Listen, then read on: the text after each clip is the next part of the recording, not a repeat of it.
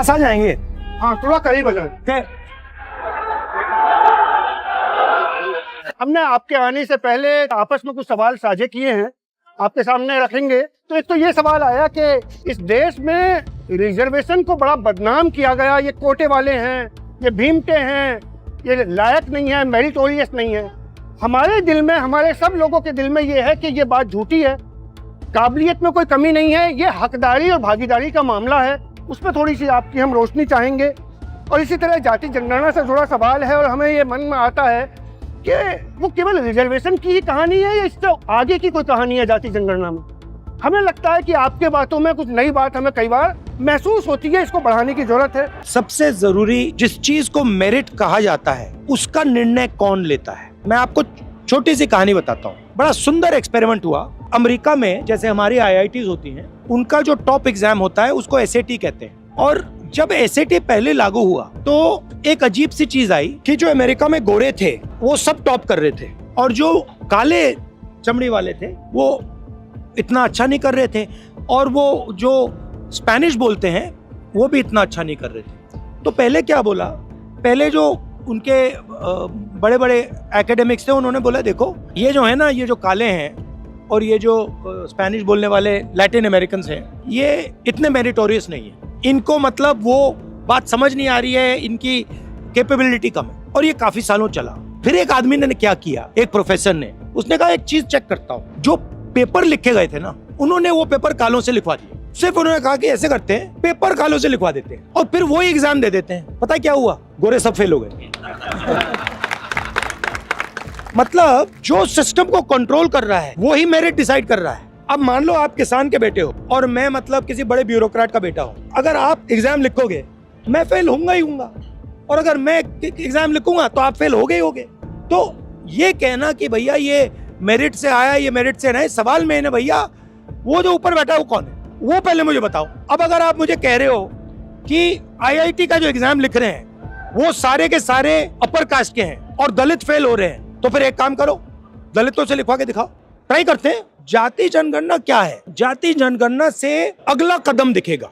जाति जनगणना में ये कहना कि जाति जनगणना सोल्यूशन है, नहीं, मगर जाति जनगणना में ये पता लग जाएगा कि भैया आप कह रहे हो कि दलित लोगों में कोई कमी है, ठीक है, मगर ये जो संस्था है जो डिसाइड कर रहे हैं इनमें तो एक दलित है ही नहीं, उनकी तो आवाज ही नहीं, उनकी सोच ही नहीं है, तो कैसे होगा? तो जाति जनगणना क्या दिखाएगा, किसकी कितनी आबादी है, दूसरे नंबर पे कौन कहाँ है, मतलब ब्यूरोक्रेसी में कौन बैठा है, कहाँ बैठा है, और उसके बाद क्या होगा। मैं खुल के बोलूं तो ये जो पिछले 10 साल में बीजेपी ने किया है, ये दलितों, पिछड़ों और आदिवासियों की जो हिस्ट्री है उसको मिटा दिया इन लोगों। आपका क्या रोल था, आजादी में क्या रोल था, उससे पहले क्या था, आपने मतलब आपकी हजारों साल की हिस्ट्री है वो सब गायब कर दी। और जिसकी हिस्ट्री चली गई फिर वो भविष्य की कैसे बात कर सकते? 21वीं सदी है, डेटा का जमाना है, डेटा से कोई लड़ नहीं सकता। मैंने डेटा रख दिया कि भैया जाति जनगणना का डेटा है, ये लो भैया, 90 ब्यूरोक्रेट हैं, एक दलित बैठा है, एक आदिवासी बैठा है, इनका कोई हक नहीं है, बैठे हुए हैं, चुप बैठे हुए हैं कोने में, डेटा से पता लग जाएगा। और जाति जनगणना मतलब डेटा का बस वो ऐसा जाएगा, सबको पता लग जाएगा कि भैया हमारी भागीदारी इतनी है। मैं मतलब सिस्टम के अंदर से आता हूँ, आपने अंदर से नहीं देखा, कितना अन्याय हो रहा है मुझे दिख रहा है, मैं जानता हूँ। तो ये लड़ाई है। और जाति जनगणना सिर्फ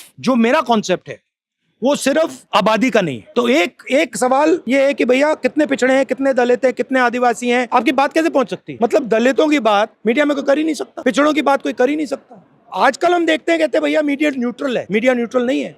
मीडिया दलितों के, आदिवासियों के, पिछड़ों के खिलाफ है। ये क्लियर होना चाहिए। पिछड़ों को, दलितों को, आदिवासियों को पता होना चाहिए ये जो हम देख रहे हैं ये हमारा नहीं है। तो ये मेरी थिंकिंग है। और एक और बात मैं आपको कहूँ, ये जो पिछड़ा शब्द है ना, ये अच्छा शब्द नहीं। ये अदर, बैकवर्ड कास्ट, पिछड़ा, ये नहीं। आप इस देश के फाउंडेशन हो, ये देश ये आप लोग चलाते हो। ये कहना कि भैया ये दूसरी पिछड़ी जातियां, इसका क्या मतलब है? आप प्रोड्यूसर क्लास हो, जो हिंदुस्तान में प्रोडक्शन होता है वो आप करते हो, भोजन आप देते हो, ये बनाया आपने, ये सब आपने बनाया, ये इमारतें आपने बनाई। तो आपको ये जो आपकी हिस्ट्री है, जो एक्चुअली हिंदुस्तान की सच्ची हिस्ट्री है, वो आपकी हिस्ट्री है।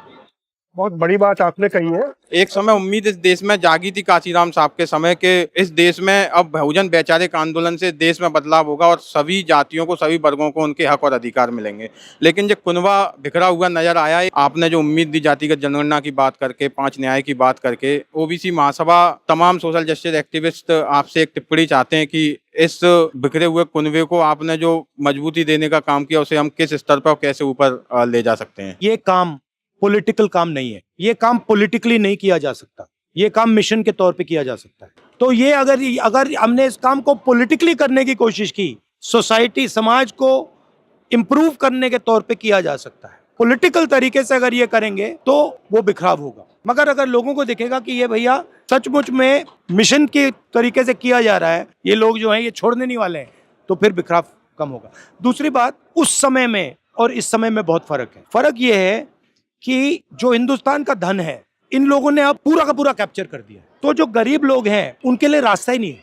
पब्लिक सेक्टर गायब हो गया, अग्निवीर आ गया, ठेकेदारी प्रथा आ गई, तो जो पहले रास्ते थे निकलने के सारे बंद हैं। तो कोई चारा ही नहीं बचा। अब यही रास्ता है और चलना ही पड़ेगा इस पे, आप देख लेना। मैं भी एससी वर्ग से आती हूँ। संविधान ने मुझे और मेरी जैसी तमाम भारत की महिलाओं को अधिकार दिया है अपनी बात रखने और बोलने का। आज संविधान खतरे में है, उसे खोखला किया जा रहा है, उसकी जड़ें काटी जा रही है। सबसे बड़ी चिंता मुझे लोकतंत्र पे है। तो हम सारी महिलाएं आपका साथ देने के लिए तैयार हैं, पर आप हमसे क्या चाहते हैं वो हमें बताएं। हम सब कुछ करने को तैयार हैं। देखिए, कांग्रेस पार्टी में और बीजेपी में बहुत फर्क है। फर्क यह है कि जिसने कांग्रेस पार्टी की स्टीयरिंग व्हील पकड़ ली वो उसको ले जाएगा। तो मैं चाहता हूं कि आप लोग कांग्रेस पार्टी की स्टीयरिंग व्हील पकड़ो। वो लड़ाई है, वो आपको आसानी से नहीं पकड़ने देंगे, बट मैं चाहता हूं कि आप लोग इसको अपना मानो कि ये हमारा हथियार है और उसमें आप मतलब पोजीशन बनाओ। क्योंकि जो भी कांग्रेस पार्टी को कंट्रोल करता है वहीं कांग्रेस पार्टी जाएगी। मेरा लक्ष्य है कि जब मैं राजनीति खत्म करूं तब हिंदुस्तान में 50% महिला चीफ मिनिस्टर होनी चाहिए। मेरा लक्ष्य है, मैं कहता नहीं हूं, बट इसके लिए पाइपलाइन बनानी है। इसके लिए मतलब ऐसे वो नहीं बनेंगे, पहले प्रधानी लेवल से, फिर एमएलए लेवल से, फिर एमपी लेवल से, फिर जाके बनेंगे। मगर मैं चाहता हूं कि कम से कम 50% चीफ मिनिस्टर महिला हो। आज एक है। एक निवेदन था, आपने इस पूरे देश में हम लोग सारी संप्रदा के लोग हैं, सारी जाति के लोग हैं, हम चाहते हैं आप हाथ बढ़ाएं और हम आपका हाथ है सर, ऐसे सर, ऐसे सब लोग हाथ बढ़ा के, सब लोग आइए। एक हम होंगे कामयाब, हम होंगे कामयाब, हम होंगे कामयाब एक दिन। मन में है विश्वास, पूरा है विश्वास, हम होंगे कामयाब।